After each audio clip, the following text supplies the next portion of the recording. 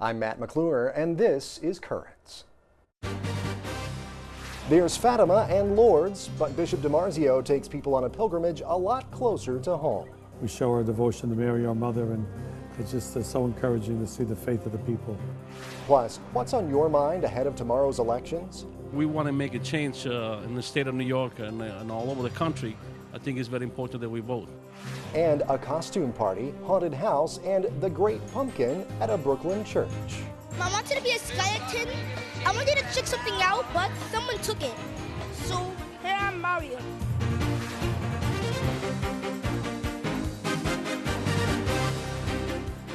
Well, good evening. Thanks so much for joining us. Francesca Maxime has the night off. Well, the National Shrine of the Immaculate Conception in Washington, D.C. may have looked more like a Brooklyn cathedral this weekend. That's because thousands of people from the diocese, led by Bishop DiMarzio, made their way to the nation's capital for a pilgrimage. It's something that happens every 2 years, and this year's journey had added significance as the diocese prepares for big changes that are likely to involve church closings, mergers, and consolidations. And as the month of the Rosary came to a close, bishops, priests, deacons, and parishioners all turned to Mary for help and guidance. The day started with prayer, and after prayer, Father blessed the bus. Then we were rolling. The people were happy. We did all the prayers to Mary, and then we started singing to Jesus. So we have had so far a prayerful morning, and we will have a very prayerful day. I have no words to explain, but it's a big joy because this is the first time. So I'm really enjoying it with my sisters and my mother and my friends. It's fantastic to see so many people across our diocese making the sacrifice, traveling on the buses for hours at a time. Mary is the mother of the immigrants. Mary is the mother of the church. The immigrants come here. So this place is a wonderful place, particularly for our members in the Diocese of Brooklyn, our immigrant members. We welcome you here today to this great basilica dedicated to Our Lady under the title of the Immaculate Conception. We have come from parishes throughout the diocese to show our love for Mary, the Mother of God. May this holy place ring out with songs of joy and prayers of praise. Fais cœur content, Marie, ou même qui plein faveur, remette-la avec vous. Our Blessed Lady is a central figure in my own life of faith because I often have turned to her for help in times of crisis, in times of need, and vocational discernment. And I really honestly believe that I would not be a priest if it wasn't for the intercession of the Blessed Virgin Mary. So when I come here, for me, it's really coming home. This is Our Lady's house. I like to pray to the Virgin Mary, and she had done a lot of great things for me in my life. I'm a survivor of polio, and I would like to be healing because I'm experiencing a lot of pain right now. I'm what you call a revert to the church, and it's through the devotion to the Holy Rosary and to our Blessed Mother that I came back into the church, and from then on getting that zeal, that love for Christ, and eventually that brought me into the seminary. Well, this is a wonderful day to see the Church of Brooklyn and Queens in all its glory, its diversity and the unity that's here. It's always a time every other year that we get together in this way. We show our devotion to Mary, our mother, and it's just so encouraging to see the faith of the people. What good advice Mary gave not only to the servants at Cana, but also to us today. Do whatever he tells you. Do not do your own will, but the will of God.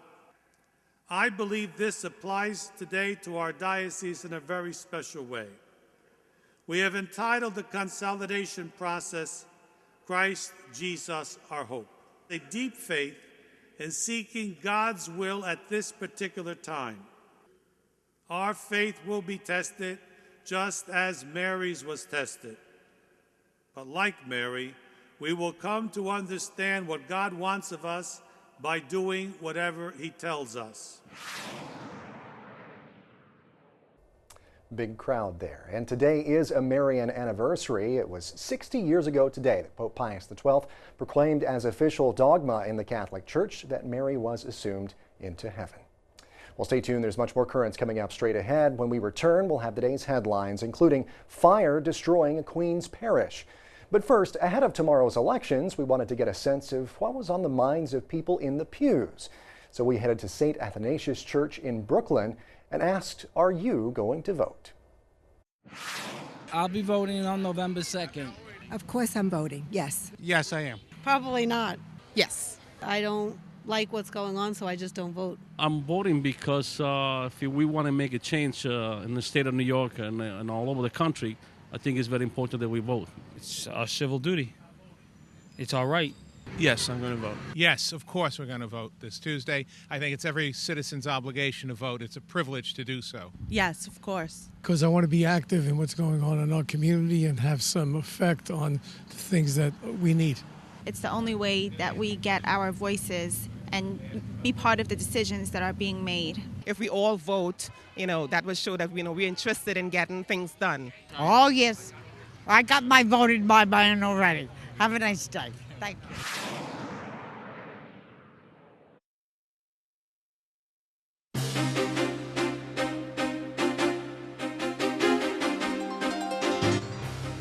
Welcome back to Currents. I'm Matt McClure. Coming up in just a bit, while things were getting a bit wild and crazy in Greenwich Village last night, it was a different Halloween scene in Brooklyn.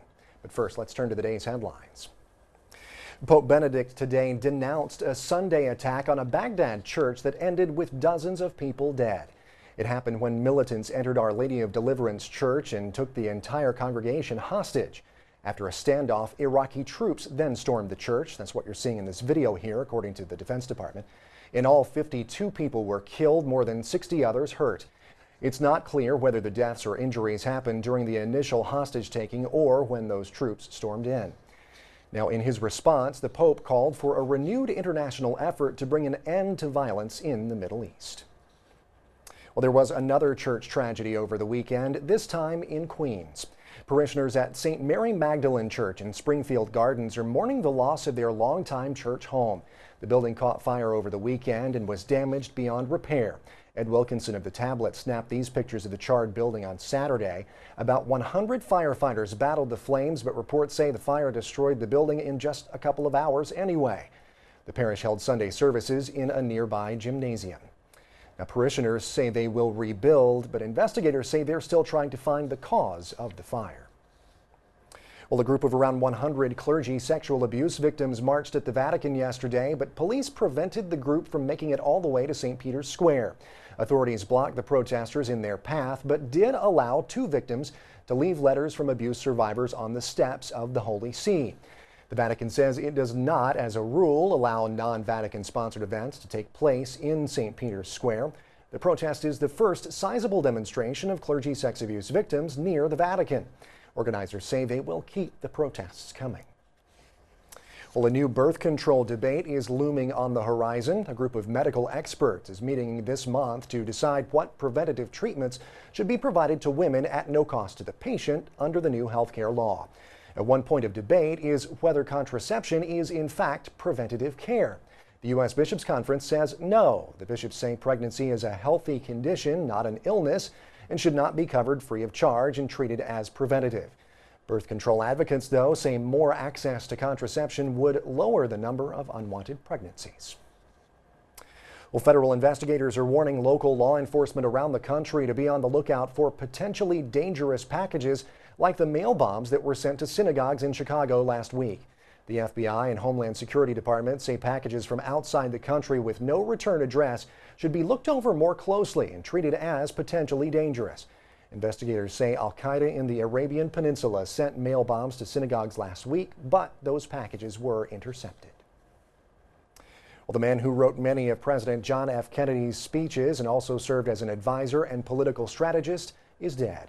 Theodore Sorensen wrote or worked on many famous Kennedy speeches, including the famous inaugural address, which included the phrase, "Ask not what your country can do for you, ask what you can do for your country."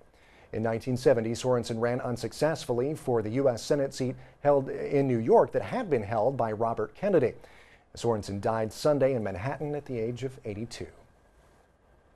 And finally, Sunday was the last day of Domestic Violence Awareness Month in New York City.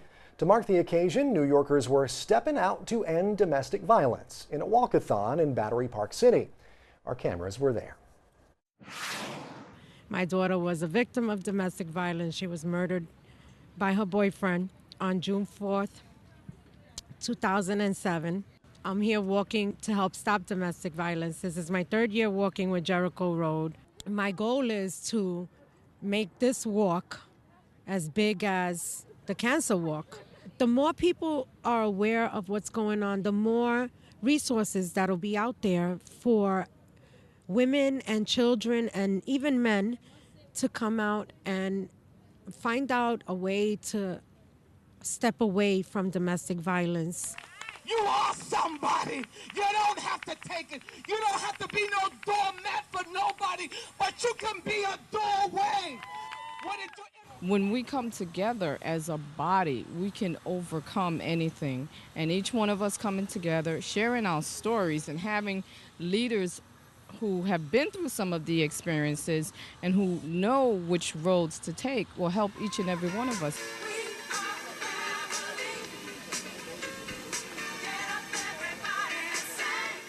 And I think it's time for the church to say enough is enough, calling on the men to begin to speak out against it. Women have been in the trenches for years doing this, but I think it's really time for men's organizations, men to begin to speak out and say, no, what you're doing is wrong and enough is enough. Our goal is to get the understanding of why the man may be violent, what's making him tick, what's making him behave in this way. I think a lot of times men are kind of demonized and that's not looked at. It's a learned behavior, and sometimes people are acting out of their pain. If they can heal the pain, they can help them understand why they abuse. A lot of people don't know why they abuse people. They just, get upset and they don't know any other way to express themselves. So it's a way of helping the men as well as the women heal. I think any great revolution that starts, it's usually the churches where it starts. And I would love to see other churches get involved and say, men, come together and let's begin to hold each other accountable for our actions and begin to say, let's begin to respect women and place them in the position God intended them to be. Men can be abused too, not just the women, but men too. It's important to let people know that they don't have to stay in domestic violence, that they can come out. Yeah. And they were not created to be abused. We were created to be loved and cared for and protected and provided for.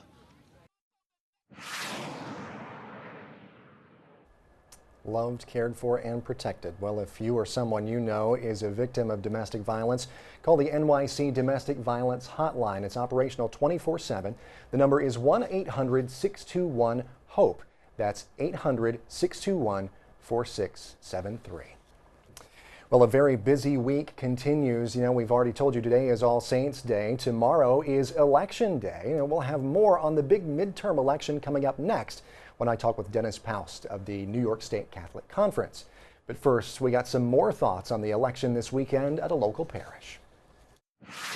They're discouraged because nothing's getting done. You should never be discouraged. That's time if you're not happy with the system, it's the way to make change. That's what this country's built on. If you don't vote, then we wouldn't know what needs to be done. Change wouldn't happen if we don't vote. You hear so much about corruption. You see so much waste in the city government, state, and in federal government that people kind of just turn a blind eye to this. They don't want anything to do with it anymore. They don't believe any politicians. Most people feel that some politicians aren't truthful. They feel like, I don't know, either there are a lot of people voting and they already know the outcome and their one vote doesn't matter, or they just feel like the politicians kind of do what they want regardless of who elected them. Whether it's the Democrat or the Republican constituents, they kind of feel like the same stuff is going to happen anyway.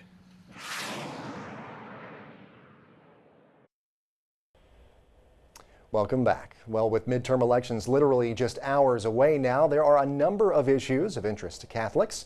To get a clearer idea of what those are and what some of the bishops are saying about them, I'm joined now by phone by Dennis Paust. He's the communications director for the New York State Catholic Conference. Dennis, thank you so much for joining us today.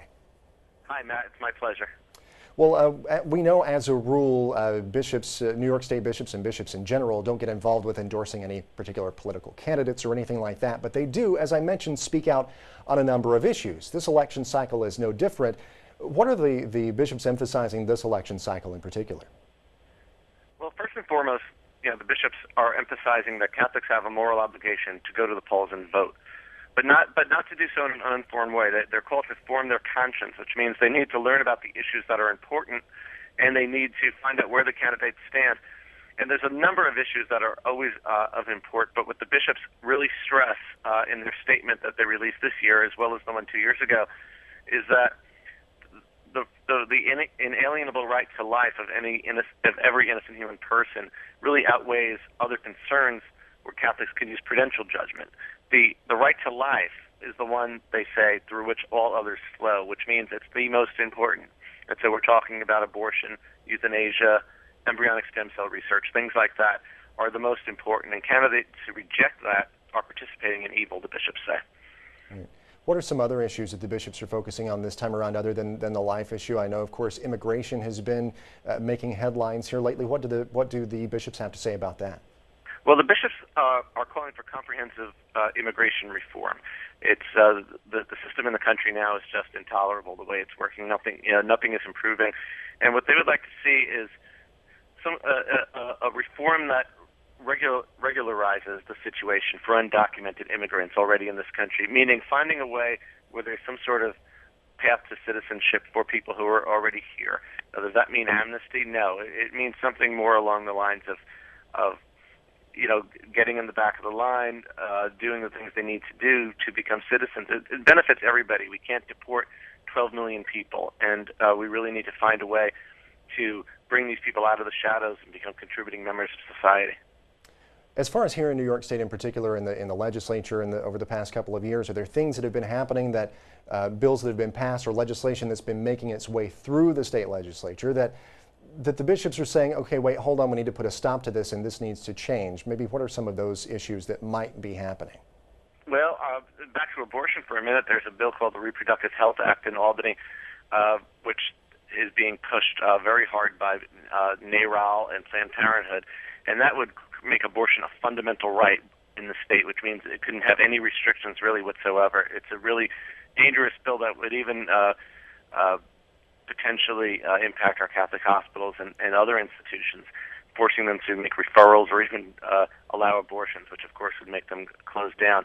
The same-sex marriage bill, which failed last year, may come back, and obviously the bishops strongly support traditional marriage and keeping the marriage the way it's always been.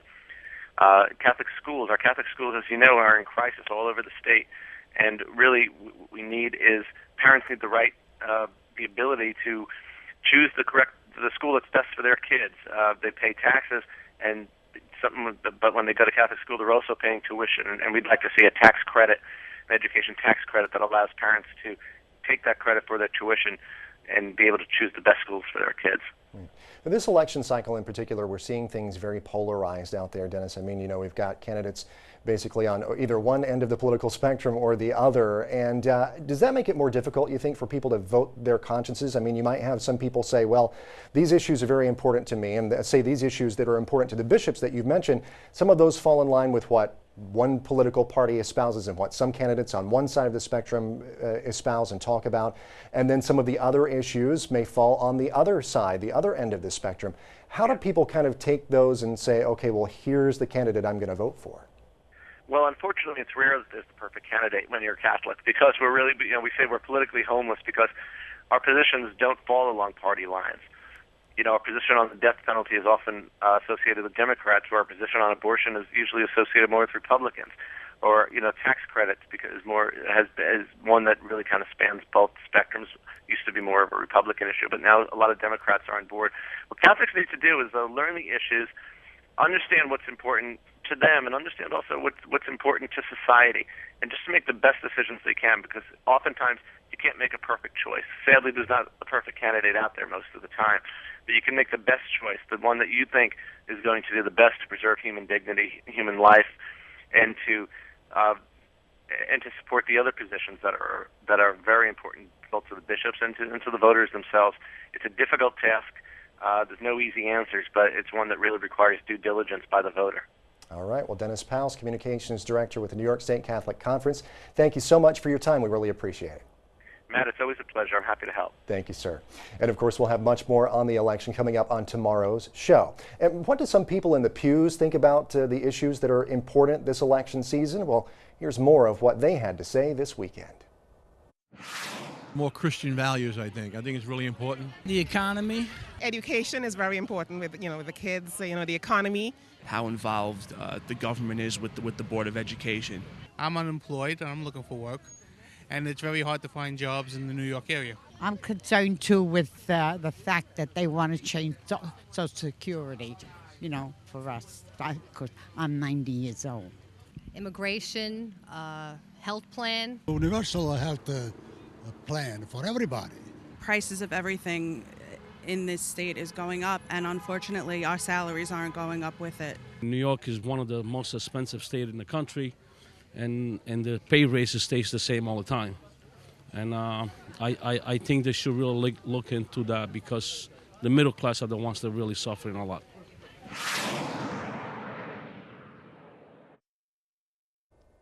Well, finally tonight, one last frightening look back at Halloween. Well, not that frightening, actually. Last week, St. Xavier's Church in Brooklyn staged a special pumpkin fest for kids of all ages, featuring everything from games to a haunted house. We sent a very brave cameraman to check it out. Just moved in my new house today. I'm a witch, and I'm a vampire today. I'm a candy corn witch. I was a ghost, but I took it off because I was getting hot. I wanted to be a skeleton. I wanted to check something out, but someone took it. So here I'm Mario. You have moved in a haunted house. Halloween started as a very Christian celebration. It's the eve of All Hallows, All Saints Day, which it still is, of course. But down through the years, it has taken on many, many other types of events, such as we're having here at St. Xavier's Day. Children especially, but teenagers and adults. They dress in costumes, and there's a scariness about it. They want to kind of have a frightening experience. It's all in good fun, though. And anything that's good fun is, I think, certainly approved of and delighted with God. St. Padre Pio. He had stigmata and he could be in two places at once. I think she copied me, or I copied her. I don't know. Never! Mario is my favorite Nintendo character. I was here first. I was Candy Corn Witch first. So Whatever. First, when the kids come in, they'll be receiving a little pumpkin patch, a little pumpkin prayer card, and a pumpkin face-making kit. Once the children get settled and they're all in, we open up the pumpkin patch, and the children are able to come and select their own pumpkin. They go back to the table, and then they take out the kit, and they can put their own pumpkin face on the pumpkin. After that, then we're going to play some games. We have cotton ball relay. We'll break the kids up into teams. We also have Wrap the Mummy, where we break the kids into a couple of teams, and they end up wrapping each other in toilet paper, and we see which team can wrap their mummy the best and the fastest. So we have prizes for that. And all along while this is going on, the haunted house will be open, so the kids can go in and out of the haunted house as it's, as the day progresses, and go back as many times as they want.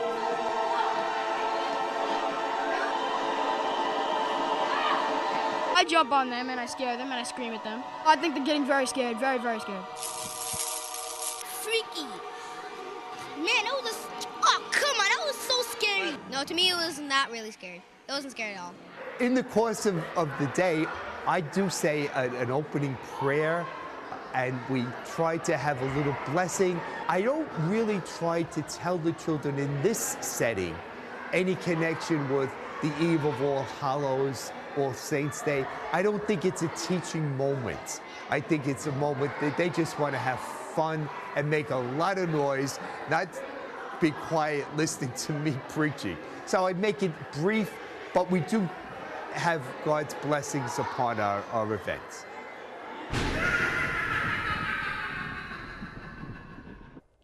A time for fun. Looks like there was definitely plenty of it at St. Xavier's. Well, that is it for tonight. Now, coming up tomorrow, we'll have more on the election and show you how one parish marked All Saints Day, which is, of course, today, with a parade of saints. But in the meantime, remember, we're always online over at currentsny.net. You can also find us on Facebook, and we're on Twitter as well. Until next time, I'm Matt McClure. Thanks so much for joining us. Have a great night.